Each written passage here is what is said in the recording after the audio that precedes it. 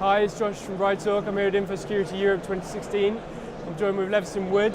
Levison, thanks for joining us. My pleasure. Do you want to tell us what you're doing here at Infosecurity? Yeah, so I've been asked to come and address the guys and talk a little bit about my experiences in the field, all about risk, resilience, against a backdrop of operational security rather than information and cyber. But I think there's a lot of parallels that can be drawn across the different industries. What kind of tactics do you normally employ when you're walking the Himalayas or walking the Nile to make sure that you're mitigating the most crucial risks? Yeah, I mean, when you go away on an expedition to remote areas, the most important thing is doing your homework. It's doing your risk assessment, it's doing your threat analysis, making sure that you come up with measures, control measures to put in place against all those risks. And those risks can be anything from, getting eaten by a crocodile, frankly, in places like the Nile, to the risk of avalanche and a landslide in the mountains. And so there's a lot of physical risks, but there's also risks that you wouldn't necessarily associate with those environments. The biggest risk actually that I found was getting in a car crash, and that was something that I hadn't anticipated. But an RTA, it's such a common threat that it suddenly becomes your biggest risk. Do you think that car crash, I saw the footage, do you think that's your hairiest moment, the worst thing you've had to navigate? That was certainly a pretty terrifying moment, flying off the edge of a cliff.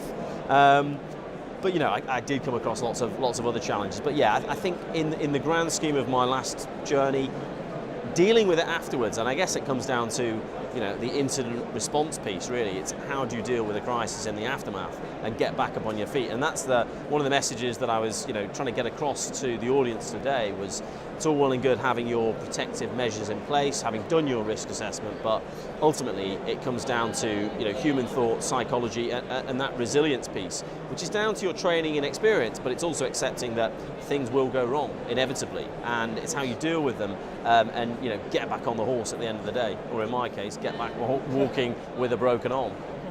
If you were speaking to, say, a boardroom of C-level execs, what would be your kind of 2 to 3 tips you'd give them to make sure they are getting the worst of the risks off their horizon? Well, I think it's important to remember first and foremost that you're never going to completely eradicate risk. And actually, a certain amount of measured risk is healthy. Risk is good. It's there to be embraced, but measured and controlled properly. I think the second thing is, again, coming back to how you deal with those risks, how you deal with the crises, and having a strong, robust incident response and contingency plans in place. But ultimately, and probably the most important thing, is communication. And it's communicating what your strategy is, what your policies are, what your standard operating procedures are in the event of something going wrong. Because unless people in your organisation or in your team know what to do, the whole thing's pointless. You've got to make sure that you're communicating thoroughly and properly.